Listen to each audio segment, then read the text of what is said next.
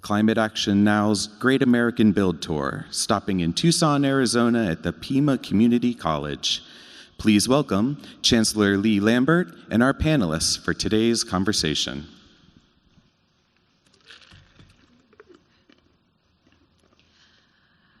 Good afternoon and welcome to this afternoon's Climate Action Now Forum. My name is Kirsten Engel. I'm a state senator here in Arizona, and I'll be your moderator for this event. We have an outstanding panel today. Representatives will be joining us who lead in education and policy at the federal, state, and local levels, all here to discuss the need to act on climate change now and to transition to clean energy. We are live streaming here at Pima Community College in the Automotive Technology and Innovation Center. Certainly a very appropriate location for today's discussion. So I'd like to start by introducing our main speaker, Mr. Michael Regan, the Administrator of EPA. Administrator Regan has a long history of advocating for environmental justice and holding polluters accountable, and he is continuing that work at the Environmental Protection Agency. Before his appointment to EPA, Administrator Regan served his home state as Secretary of North Carolina Department of Environmental Quality and worked with the Environmental Defense Fund as Associate Vice President of U.S. Climate and Energy and as Southeast Regional Director. Administrator Regan is a graduate of North Carolina Agricultural and Technical State University and George Washington University. On the day he was sworn in as the agency's 16th administrator, he pledged to confront climate change, stand up for justice and equity, and ensure science is at the heart of the agency's decision-making. Welcome, Administrator Regan. Well, thank you, Senator, for that kind introduction, and thank you for your leadership. You know, it's great to speak with all of you today. I wish I could be there in person because I hear I missed out on an outstanding tour of Pima's state-of-the-art facility. You know, institutions like Pima are so important for exposing our students to careers in clean tech, for providing hands-on job training, and for supporting a region that's home to burgeoning high-tech industries. The Biden-Harris administration is committed to growing that innovation in Tucson and in communities all across the country as we pave the way towards a zero emissions future. As Arizonans know firsthand, the climate crisis is upending the lives of millions of Americans. Heat waves, wildfires, and more intense storms that jeopardize hazardous waste sites and critical infrastructure. There is no small town, big city, suburban, or rural community that's unaffected by climate change. But President Biden understands that we need to take urgent action to address this crisis head on, to protect America's health and safety, and to reap the benefits that come with action. We have in President Biden a leader who rejects the idea that we must pit creating jobs against protecting the environment. He recognizes that environmental protection and economic prosperity are not mutually exclusive, but they actually go hand in hand. Many of you have probably heard the president say that when he hears climate, he hears jobs, good paying union jobs in every community across America. We can put people to work building modern, sustainable, and resilient infrastructure, re-energizing our power sector, and spurring electric vehicle manufacturing. We can make our places of learning healthier and safer for our children by making school buildings more energy efficient and our school buses electric powered instead of diesel powered. And we can deliver climate justice for the Black, Latinx, Indigenous, and low-income communities who've long borne the burden of pollution. That's why President Biden has put climate action at the center of his agenda. Just last week, the president laid out a blueprint for addressing both greenhouse gas emissions and conventional pollutants for passenger cars and light trucks, and set a goal of achieving 50% zero-emission vehicles sold by 2030. EPA is at the heart of that. We proposed stringent national greenhouse gas emission standards for passenger cars and light-duty trucks so that we can get our Clean Cars program back on track and secure pollution reductions that help fight climate change. EPA standards will help accelerate the innovation we're seeing from automakers and stimulate production of more electric and hybrid vehicles, like those on display at Pima. And to address the longstanding burden of air pollution in overburdened communities, we also announced plans to reduce greenhouse gas emissions and other harmful air pollutants from new heavy-duty trucks, from the delivery trucks you see around your neighborhoods to the 18-wheelers that you see on our highways. These actions are part of a broader whole-of-government approach to build back better. We're excited that the bipartisan infrastructure deal passed the Senate earlier this week. It will invest $7.5 billion in electric vehicle infrastructure, electrify school buses, and upgrade our power and water infrastructure to be resilient against extreme weather. And the president's plan also to build back better includes consumer incentives for purchasing EVs, investments to help retool and expand the domestic supply chain for EVs, and research and development funding to help continue to develop advanced technologies. So we're laser focused on building a clean energy future and capturing the benefits that come with it. Cleaner air for our kids to breathe, healthier, safer communities, and good paying jobs that can support our families right here in Arizona and all across the country. But we're just getting started, and we're excited about the future that we're building together. So again, I'm so proud to be here with you all today and really wish I could be there in person. Thank you all. Thank you, Administrator Regan. So good to have you to be part of this. I'd like to now introduce our first panelist here, Congressman Raul Grijalva. Congressman Grijalva represents Arizona's 3rd Congressional District, and he is the chair of the House Natural Resources Committee. Chairman Grijalva has been a leader on climate change as well as all kinds of environmental issues.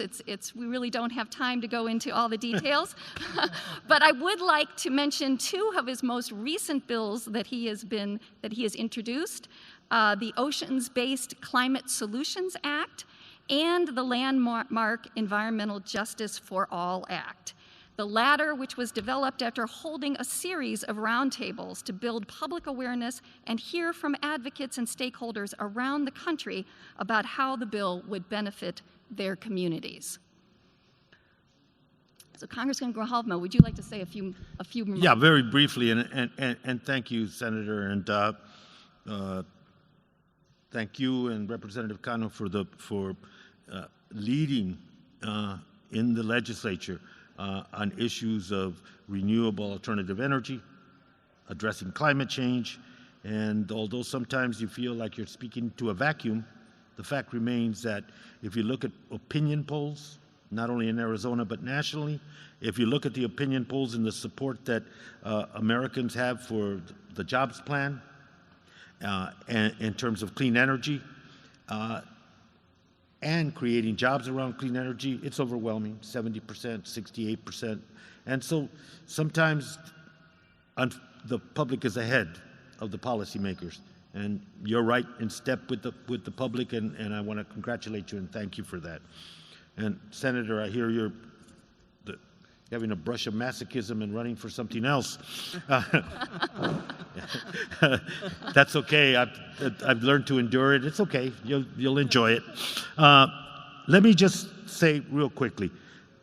Right now, we're at the critical point in Congress. The infrastructure bill, the template for dealing with the climate crisis and for beginning to promote what has to be the alternative to as is right now in this country, and almost the total and blind dependency on fossil fuels as our energy source. That is the template.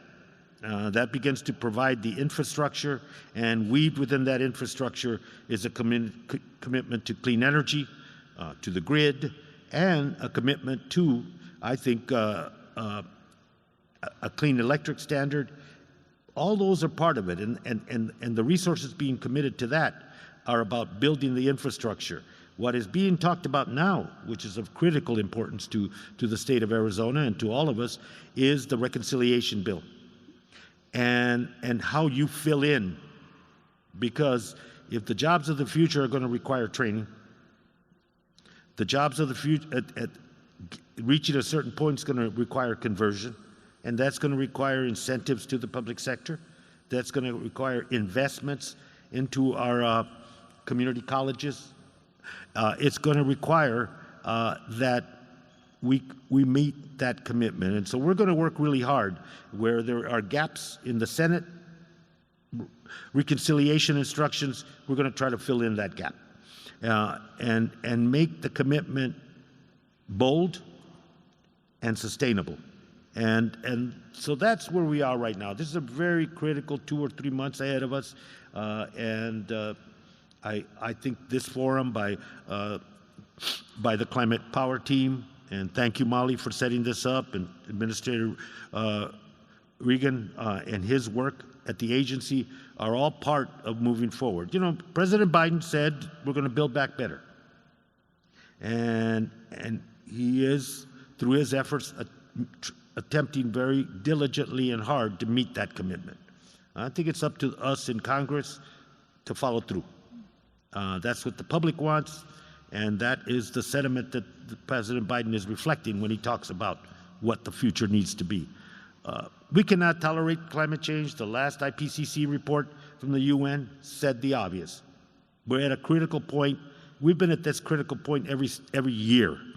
And now, as And if you look at our region, the drought, if you look at our region, the wildfires, if you look at our region, the extreme heat, all those need to be mitigated, and the best way to mitigate it is to begin the transition and conversion to clean energy, clean jobs, and thus maintaining the economy, but also maintaining our lives, quite frankly.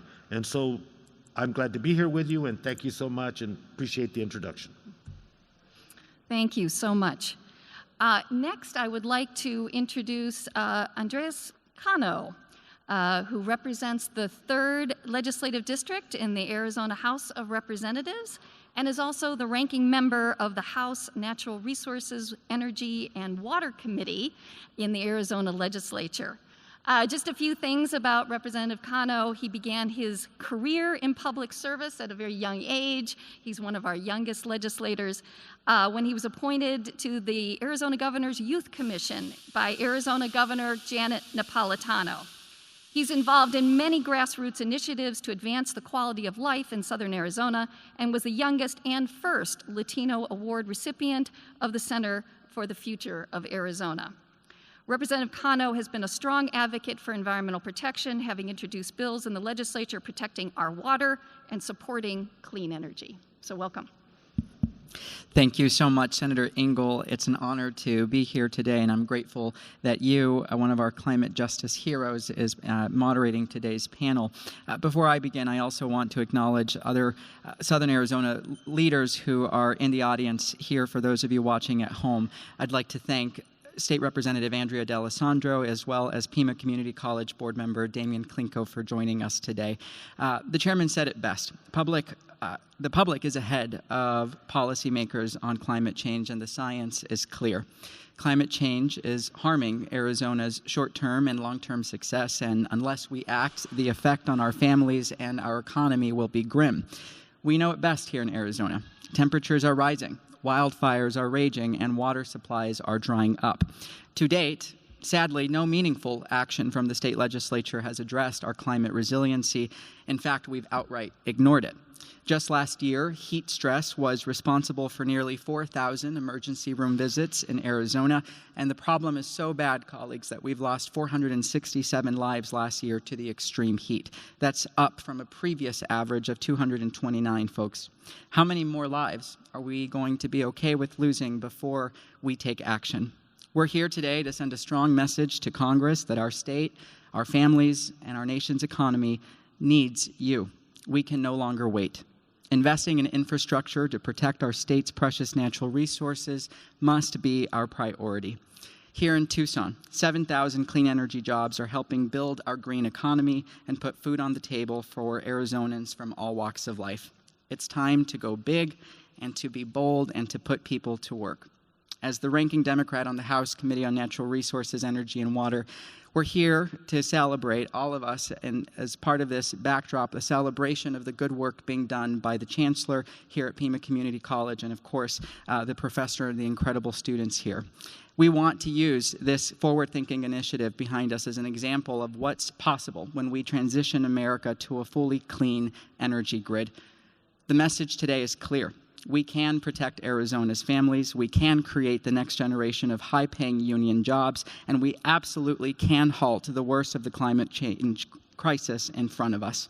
That's why we're calling on Congress to get this legislation to the President's desk, and we are so grateful to have a Southern Arizona leader like Chairman Grijalva leading natural resources and putting this issue at the forefront of this administration. President Biden knows that the climate crisis is real and that we can build back better by tackling the challenges in front of us. And let me just say that our time, especially being in the legislative district that I represent right now at this moment in District 3, our communities of color, Black, Indigenous, Latinos, Asian Americans have been left behind for decades. It's time that we invest in the critical infrastructure that'll lift them up. And on behalf of the nearly 230,000 constituents in District 3, I want to thank all of you for having this conversation, because it's clear that the energy package in front of us must move forward and the time for action is now. Thank you so much, Senator. Thank you very much, Representative Cano. And now it's my pleasure to introduce our Chancellor of Pima Community College, Lee Lambert, who has led this institution since 2013 and actually has served in senior level executive positions for 20 years at 3 different community colleges. So we're very, very lucky that you're here now at Pima. His commitment to this community, to the students, to innovative approaches to education and to transformative change, I think, is apparent across this campus and in this building that we're in right now, this new automotive center that you've helped bring to fruition by public-private partnerships. So thank you. We would love to hear from you too. Well, thank you, Senator Engel, and good afternoon, everybody. I'd like to first begin by acknowledging my board. I have our board chair, Damian Klinko, here, and then we have our board member, Dr. Meredith Hay, who's joined us as well. Also just want to shout out to Representative D'Alessandro. How are you this afternoon? And I have some of my executive leadership team here as well, and you'll hear from one of our faculty here shortly. Also, I want to just acknowledge that today's event is taking place on the ancestral lands of the Tohono O'odham Nation and the Pasquiyaki tribe, and that this college facility is located on ancestral lands of the indigenous peoples of our region. We at Pima, we have been so focused, thanks to the support of our board, on transforming the college to meet the needs of today's and tomorrow's workforce. And as such, we have to sometimes go back in time. Just a little over 100 years ago, our nation went through an important shift, a big shift, when it went from a biomass-powered economy to a fossil fuel-powered economy. Now we sit at another moment in history where we need to make another big shift to what McKinsey Global has coined the ACES future. And what ACES stands for is Autonomous, Connected, Electrical, Shared. And that is where I believe our ability to sustain and maintain our economic growth will be powered by alternative energies, renewable energies, and the college stands ready to be focused on that. In fact, this facility that we're all in today, we built this with that ACES future in mind. So you see electrical vehicle behind us here. We also have hybrid vehicles here. We'll be adding more to our internal fleet as part of our commitment to climate change and addressing the impacts of greenhouse gases. We're setting an ambitious goal to reduce the college's greenhouse emissions by 50% by 2030. And we're going to do that by focusing on reducing our energy consumption at the institution. One key part of that is a private-public partnership with a company. I won't announce it yet because the board hasn't fully approved it, but we are looking at bringing in a whole new focus around the entire facilities that we occupy, over 1.5 million square foot of facilities, into a living laboratory where students and incumbent workers and future workers can use our facilities to learn how to be more efficient in using energy, using the data, learning the hands-on skills to deliver on that climate future that we all must be part of going forward. Also, I just want to close by saying we are so proud to be able to host today's event, and we look forward to being part of the conversation. Again, thank you, Senator Engel. Thank you very much, and thank you for hosting us all. Yes. Last but not least, we have a professor from Pima Community College to join us this afternoon, Professor Charles McCabe. And he's a professor of geography, and I'd like you to say any words that you might. And also, this week, we had a very important report from the Intergovernmental Panel on Climate Change. And I'm wondering if in your remarks you might be able to give us what you find to be the takeaways from this report of the latest scientific findings on the crisis of climate change. Thank you, Senator Engel, and my distinguished colleagues up here on the panel. I appreciate the opportunity to be a part of this today and to Climate Action Now for arranging this event.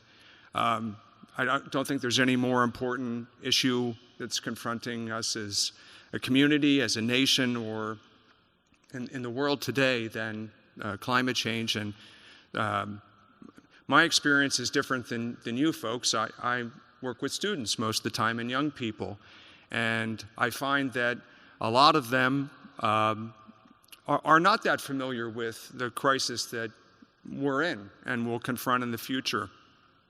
And it's interesting, I ask them at the end of each semester, what's their biggest takeaway from my class? And inevitably, it's, I never knew all the ramifications of what's happening with climate change. And so that's one area where, as a society, we need to progress. And that's to make sure that everyone recognizes the urgency with which we need to address the changes that are already here and coming. In regards to the IPCC report, one of the interesting things is that there's not that much new in there. These are things that we've known for years, if not decades, that it was going to get hotter, it was going to get drier and wetter in different places, that storms would become more intense. And what's, my biggest takeaway is, again, is the urgency with which we have to deal with these crises. I'm going to be long gone when the worst of these crises hit, but for young people right now, if we don't reduce greenhouse gas emissions and get away from fossil fuels in the very near future, the consequences, and this is spelled out in the report, will be severe by the end of the century, actually, before that. Again, my biggest, in reading the report, biggest takeaway I have is that there needs to be a renewed sense of urgency in every aspect of our life, and it's not going to be painless. It's going to require the type of sacrifices by Americans that we saw with World War II and the Great Depression and the recessions and so on. I mean, it's going to take that type of commitment from our whole society in order to move as aggressively as we need to move. And here in the Southwest, it's going to get drier, despite what's happened over the last 10 days or so in Tucson, where we've had record rainfall. That's an anomaly. But in the Southwest, it's going to get drier, it's going to get hotter, and we're a big agricultural state. Most people don't know that. And throughout the West, we get our water from the Colorado River. That Colorado River flow is diminishing, and we share that with 5 other states. So these are the type of issues. We shouldn't be arguing or discussing if there's climate change. We should be discussing how we are going to mitigate additional change in the future and how are we going to adapt to the changes that are already here and coming down the road. Thank you.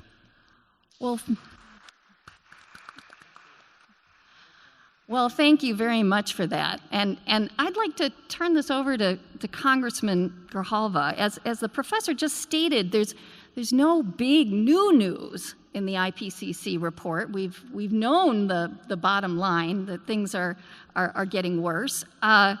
And yet there hasn't been real action coming out of Congress for many years.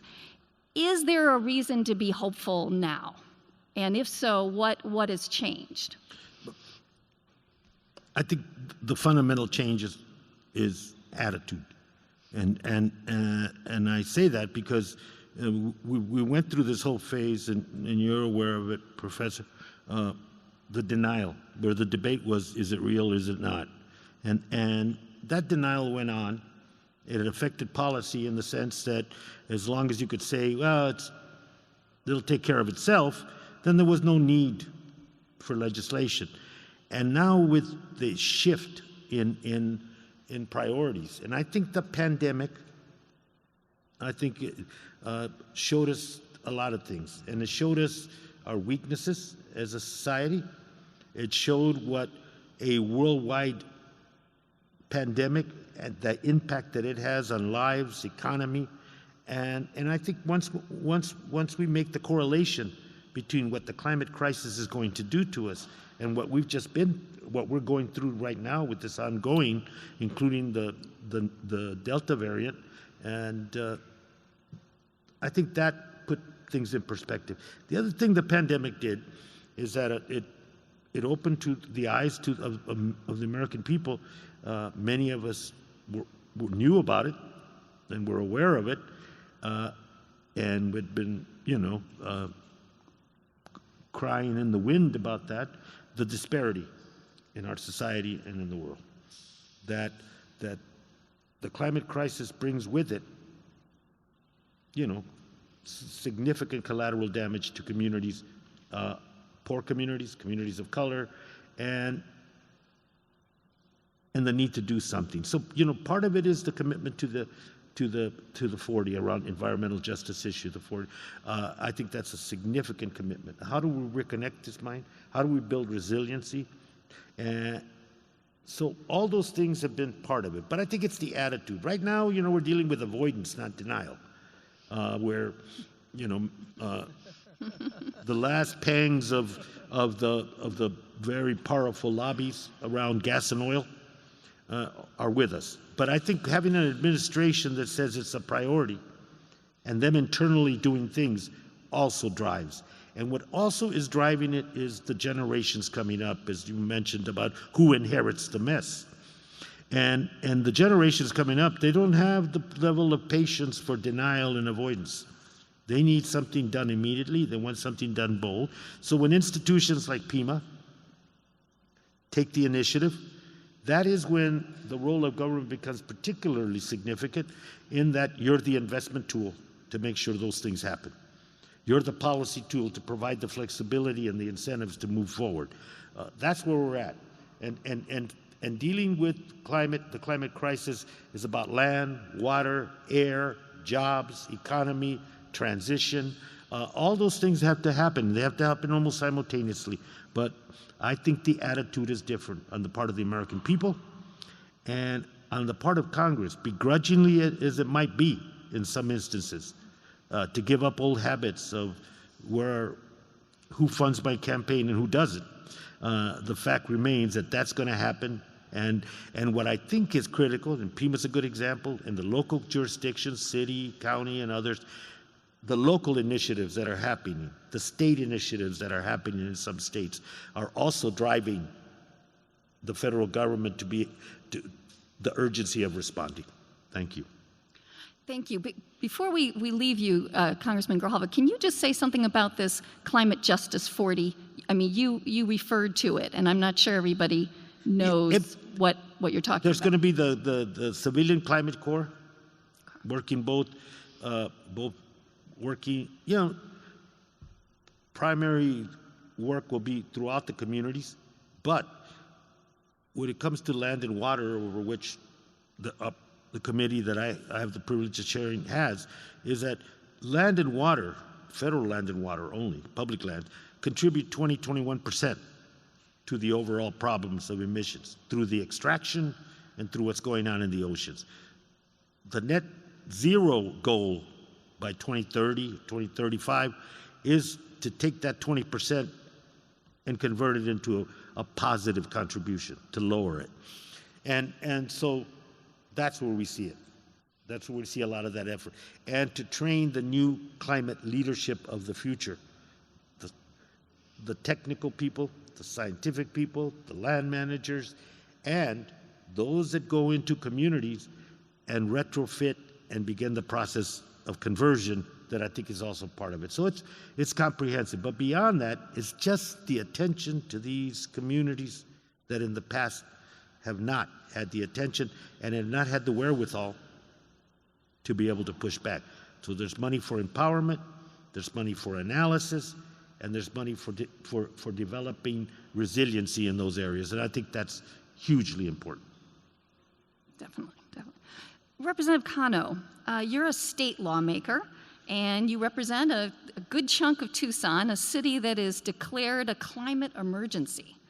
So why is it important to have federal action on climate change, in addition to whatever's happening at the local level, even though I think we've had some experience on the state level together. And what do you see being the future role of state and local governments as hopefully we see a more active federal government? Thank you, Senator. I think it's critical that we have a federal package in front of the U.S. Congress now, because our state has refused here in Arizona to act on any kind of meaningful legislation that'll help us create jobs and make our world a little bit more equitable, Senator. I mean, look at what we learned through COVID-19 and the Navajo Nation in particular, a water infrastructure system that's non-existent, folks. We do not have clean running water on the Navajo Nation. And I was just on a call last week with Senator Sinema's office urging her support of a package that includes infrastructure to create jobs. I think, Senator, about the wildfires that have devastated us this summer and the communities in central Arizona, here in Mount Lemmon and in our own backyard. Those fires are not only devastating to local communities, the aftermath is critical. And when the rains come, so do the floods. And so do the lost homes and the really shattered memories and dreams, ultimately, when a family house becomes nothing but a bunch of crumbled whatever you want to call it. So I think for me, I'm here today because we have done everything on our side in the Democratic caucus in Arizona, representing a narrowly split Arizona with climate justice solutions that will actually create jobs and move us into the future. And all of those proposed legislation have gone to an empty shelf. I don't know where they go. I was talking to the professor about this. And I think Arizonans don't see this issue as a partisan issue. They see it as an opportunity for investment. And the Great American Build Tour is going to promise that kind of commitment that we've been asking for decades, and we can't wait one more decade. We've got to do it now. Thank you. Thank you. Chancellor Lambert, can you talk to us about the role of community colleges in this clean energy transition that we're really at the beginning of? At least we hope. Well, great questions, Senator Engel. I think, at the end of the day, we have to be able to take the ideas and actually implement them. And I think that's where the community college comes into play, because we train and educate the workforce who will actually build what's needed to be built. They're the ones who will service and maintain what that has been built. And so when we talk about that electric car, someone at some point has got to go in and service that vehicle. And that's going to be someone that we train right here at Pima Community College and all the automotive centers across the United States. But what's missing in there is the investment for us to make the transition to offer these types of programs. We're fortunate because our board and their support of the vision that we were able to take what we had locally to create this program you're now seeing here. But that's not happening across the entire country. And the other part of that is it's going to be hard for us to sustain this just on our own. We need the help of the federal government. We need the help of the state government, the local government to help us sustain these investments. So we're essential. Build the workforce, because at the end of the day, you need welders, you need machinists, you need the whole gamut of workforce talent to make sure that we make this transition happen. And it's got to happen sooner than later. And Professor McNabe, I have a question for you. So there's certainly been a lot of talk about, what is the cost of some of this legislation, the budget, how much is the U.S. actually going to invest? Can you talk a little bit about really both sides of the ledger? We're putting a lot of money into the budget to address climate change, but what are the different benefits that we should receive and that we need to think about when we're looking at the cost benefits of an investment in addressing climate change and transitioning to clean energy? Well, the first thing that comes to mind is everyone is affected by climate change. It's not a Republican or Democratic issue, and it goes across all income levels, geographic locations as well. So everyone has a skin in the game. Everyone needs to understand that you're not going to, I think it was Representative Grijalva mentioned avoidance. There's no more avoiding it. I think of Portland and Seattle this summer where it was 115 degrees and most people don't have air conditioning. And I'm sure people from Arizona moved there thinking that they were going to escape the hot weather. So everyone's affected. But in terms of the benefits, again, several panelists have mentioned that it's low-income minority communities, not just here, but across the world, that are most affected by climate change. Sea level rise, we have cities with tens of millions of people like Lagos or Jakarta that are very low-lying. Sea level rise, you're going to have lots of climate refugees. So in terms of the United States, to address your question directly, one thing that was in the report is there is some hope. If we act quickly, then we can slow down the rate of warming and improve air quality. It was interesting during the pandemic that there were major cities across the world that saw the best air quality that they had seen in decades because everybody, of course, was locked down. So those types of things, there could be quick benefits to that, but we do need help from the federal level. When you look at I don't even know what $1 trillion looks like. And I don't know what it's for our representatives here and politicians to decide, exactly where those monies go. But without a big federal input and a state input, we're not going to see the mitigation that's required, and it's going to be these low-income and minority communities that will suffer the most. So that would be, I wish I could be a little more specific there, but as a general comment, that's what I would say. And the sooner, the better. It's not like we haven't been aware of these issues. It just lacks the impetus from our decision makers to do this. So this budget resolution measure in Congress is critically important. Thank you. Absolutely. We're almost at the end of our program. Just one more question. Citizens, folks who are watching us, they want to get involved. They want to make sure that this process hears their voices. What should they do? Congressman Grijalva, what should folks who are watching us do to have their voices be heard on this issue? I really believe that one of the most powerful ways to communicate with decision makers, and in this instance at the federal level, because that's what's before us right now, is to make that contact. And I think it's impactful that representatives hear and know from their constituents, and I think that is huge.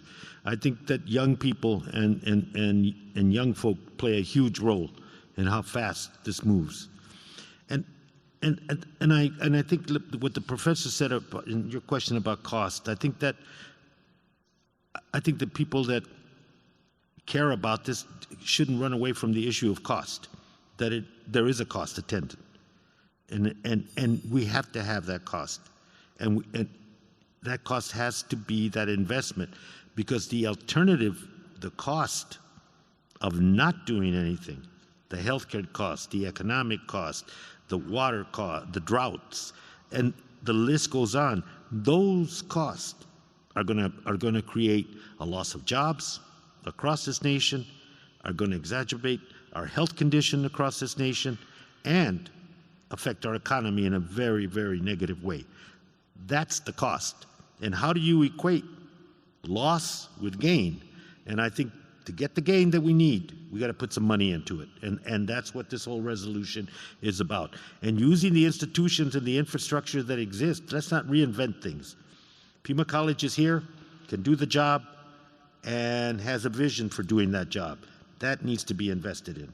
And the same goes for communities like the city of Tucson that's taken the initiative, and Pima County that's taken the initiative in some areas. But that's where local decision making, and I think that hearing from constituencies is a very powerful tool, and let them know that the urgency of it all. I think once people hear about the urgency of it, then even elected officials begin to look at it a different way. Like I said, we don't have debates in the committee anymore about does it exist or not, the climate crisis. We have debates about, well, we really can't do anything because it's going to cost too much. And we're presenting the other economic side, which if we don't do anything, it's going to cost much more. Thank you. Thank you. Well, I think that wraps up our forum. Thank you so much to all of our panelists. I think this truly is, we're at a really, really pivotal time where there's a lot to be hopeful and optimistic about. People understand what's going on, they see the crisis and the need to act, and we finally have some action going on. So thank you all very much.